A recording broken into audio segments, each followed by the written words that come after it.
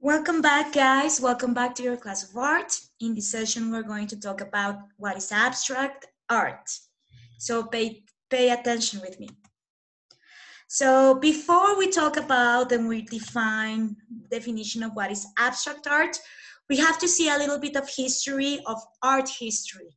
So in this case over here, we have Leonardo da Vinci. Maybe you recognize already the picture.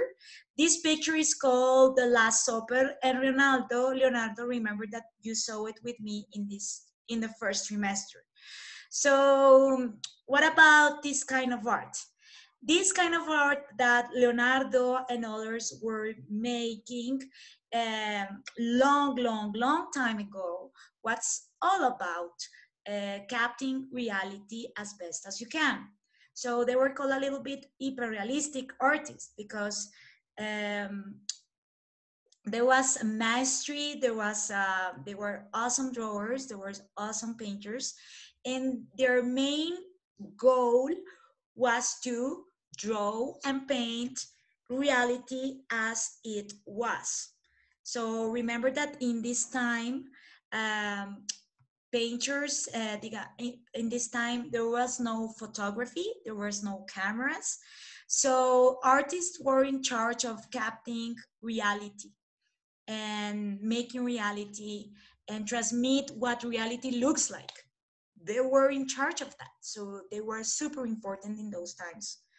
So, okay, but like everything started to change from a moment from that to a little bit more contemporary art. So they start like this, making super hyper realistic images about reality, and then everything started to change a little bit.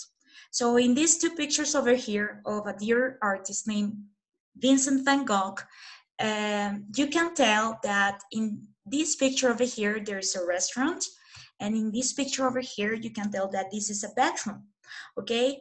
You can tell that these two are representations of reality, yes?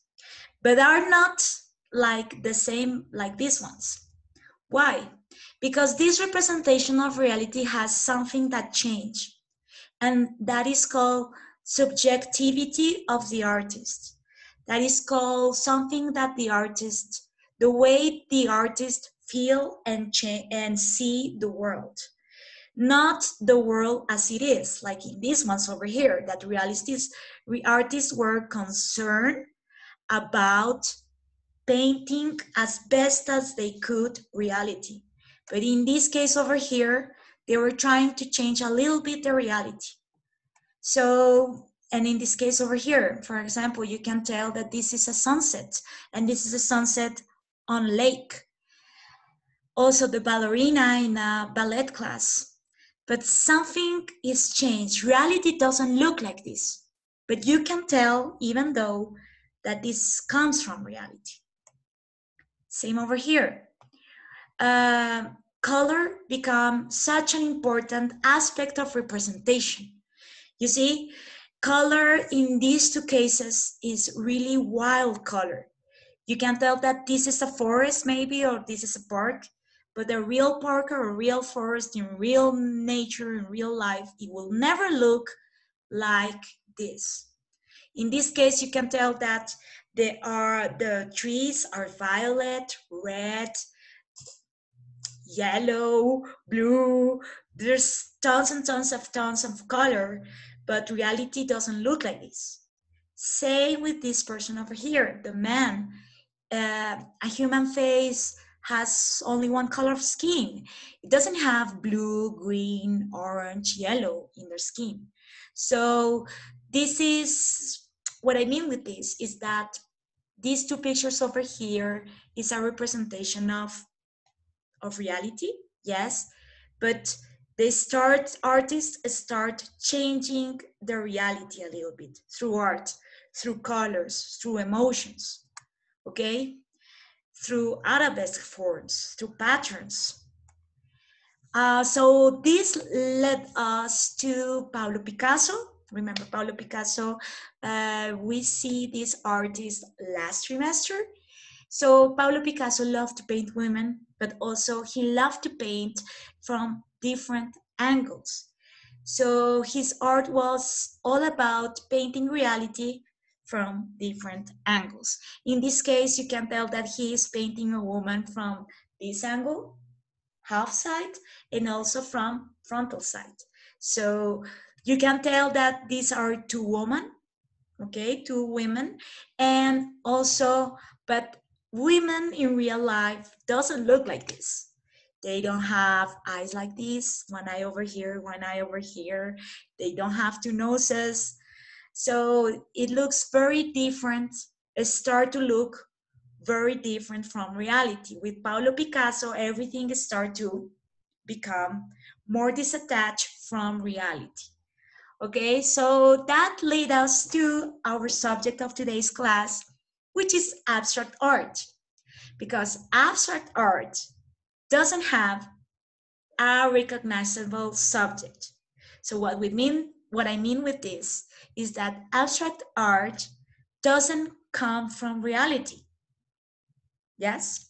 So that's the difference in between this kind of art. You can tell that there is no house, there is no dog, there is not a person, no forest, no landscape, no nothing that we recognize here. Yes, there's only what, circles, forms, colors. The same over here. Maybe you can have a lot of imagination and you can maybe think that this is landscape or mountains or something like this, but it really doesn't come from a place that is known by us. Okay, so there's also colors, lines, shapes, but there is nothing come from reality. So this is the thing that you have to take in mind. Look at the difference in between this and this and this and this and this. These things come, and you can tell that this is a representation of reality with a little distortion. In Pablo Picasso, a lot of distortion. And in here, nothing.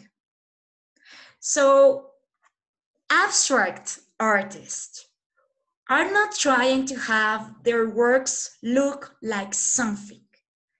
That is the main key to understand what is abstract art. They don't look like something that you know. As you see, again, there's only shapes, color, lines, forms.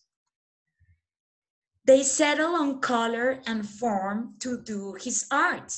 Okay, so this is a really revolutionary thing.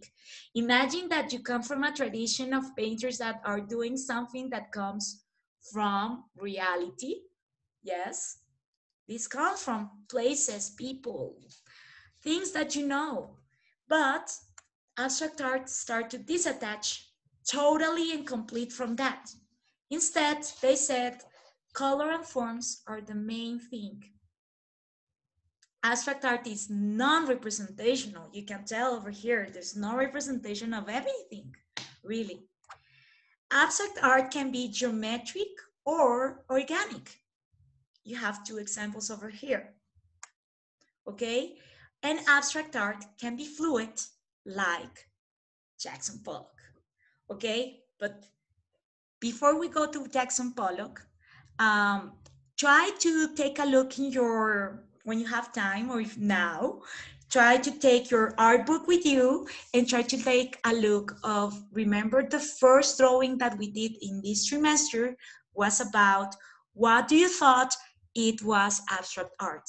So I would like you to see your drawing and to see if it's something similar to the definition of abstract art. Maybe it is, or maybe it's not. Okay, once you do this, the idea is that we're going to see a little bit of Jackson Pollock. Jackson Pollock is an abstract artist, okay? And his art is very abstract fluid, as we can tell. So Jackson Pollock, remember this guy, we saw it. You saw a video about this guy the last class. And remember that in that video, he was dancing around the canvas. He was dancing around the canvas with a brush in his hand, with a lot of paint in his brush, and he was doing like this. So this movement, this is action. So he was dancing, he was moving around the painting over here, dropping paint, dropping stains of paint into the canvas and moving around. So Jackson Pollock, he's very famous because he is the author of a movement called action painting. So his art is abstract, but the way he's doing his abstract art is action painting. It's all about action and movement and performing and dancing. And remember that, for example, his brush doesn't touch the canvas. He's only doing like this. It's a lot of action.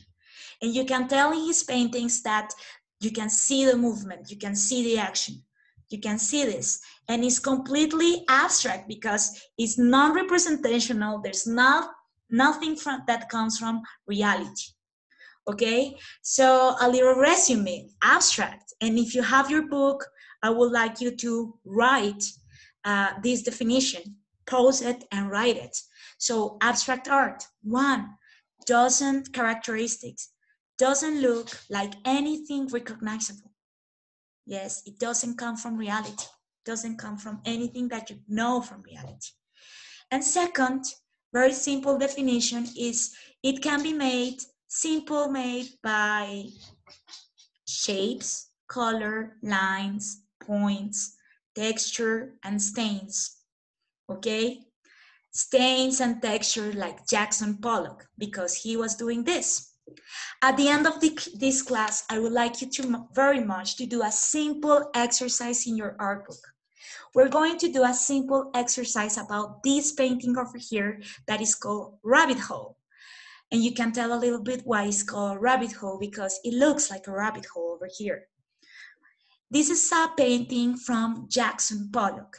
So I really like this painting because you can tell that there is a lot of movement in the way that he did this. There is a lot of movement involved, almost as like the painting consumes you or takes you down with it. So the idea is that in your books, in one page of your books, you can do this with Crayolas, you can do it with pastels, you can do it with colors, markers, with the things that you have in your house, okay? So the idea of this is that you are going to do something similar, and you're going to take your pastel and your book, and you're going to do a rabbit hole just as he was doing it, with a lot of movement involved. So you're going to do this with the pencil. So it's almost like this. Just going to start here.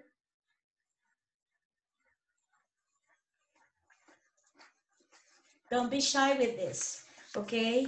Give your emotion to this. Try to do super action painting. This is your first approach to this, okay? And try to do the whole page. Once you finish with one color, you can change. Look at the painting. In the painting, there's different kinds of colors. You can change to a darker one. For example, I'm going to change to a darker one over here.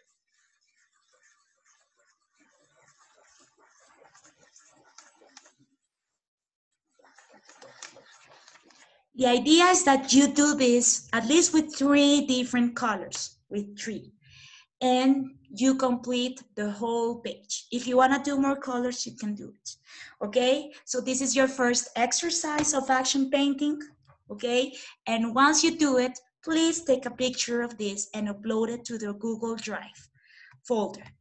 Okay, this is it for today. I hope you have a great time and you understand what is action painting and abstract art. Bye.